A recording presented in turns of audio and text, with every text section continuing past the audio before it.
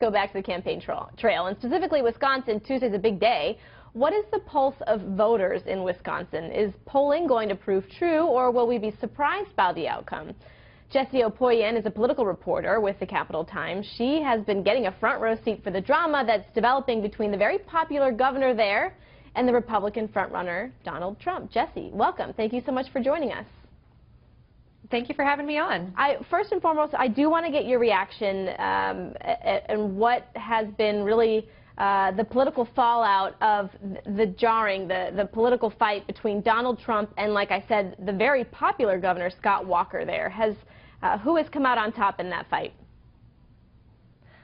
I've got to say, so far, it seems like Governor Walker's coming out on top of that fight. He yesterday was speaking to a couple of us reporters, said he thinks this is a, quote, high-risk proposition for Donald Trump to come out attacking his record. Voters have re-elected him or have elected him 3 times over the last few years here. He's clearly shown that he's doing well, especially among Republican voters here in Wisconsin. So for Donald Trump to come in here, sure, is he getting some crowds riled up and booing the governor and cheering for him? Yeah, but is that playing well among Republicans in general here in the state? No, it's not. So with him coming into the state and criticizing the governor, do you feel as if Donald Trump came into the state with a real pulse of voters there? I think he knows that there are some voters here who are generally tired of the establishment, as there are everywhere, who are going to, say that folks like, Speaker Paul Ryan are too liberal of a conservative, or that Governor Walker is somehow ineffective here. So yes, he knows that there are people who feel that way, but as he tapped into the general pulse of Wisconsin voters, it doesn't seem like it. And I want to talk to and clarify with you the way that delegates are voting in Wisconsin specifically. We've heard some headlines where they say, Wisconsin is winner take all, but that's not necessarily true. It's really more along the lines of winner takes most. So how does the delegate selection work there in Wisconsin? Why is it so important that we know that it's fairly unique?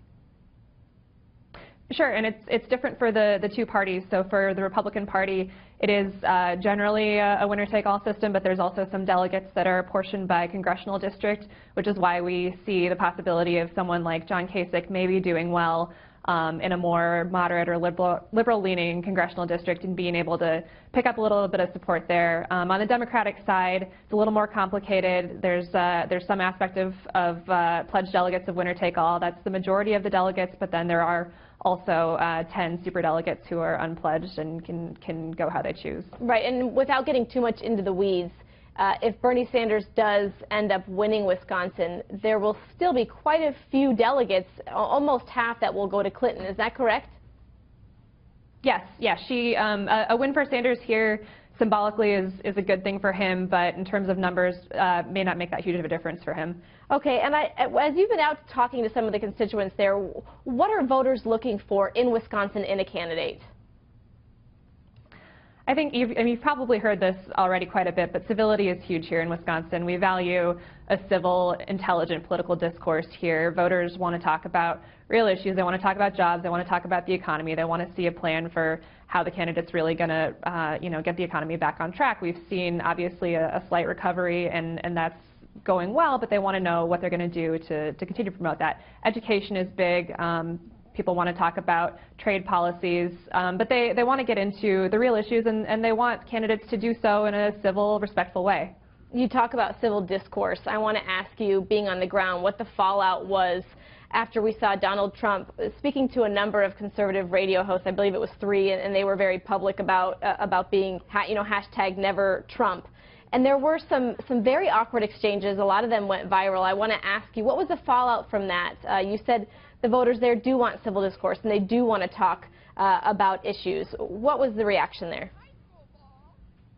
Yeah, I mean, those of us who have been following Wisconsin politics here on a basis leading up to this and aren't jumping in at the last minute, and those of us who have been listening to some of those radio hosts knew exactly what was going to happen and kind of thought it was interesting that Donald Trump was going to go on those shows, because we thought, well, he's not setting himself up for a cakewalk here, but right. It held up to the promises. We expected him to get some tough questions. He got some tough questions, and I think conservatives here in Wisconsin see themselves as one of the last chances to put a halt on Donald Trump's candidacy, and that string of radio interviews kind of pushed that narrative along. That sure did. Well, Jessie Opoyan, thank you so much for joining us. I'm sure we'll hear more from you ahead of Tuesday. Thank you very much. We appreciate it.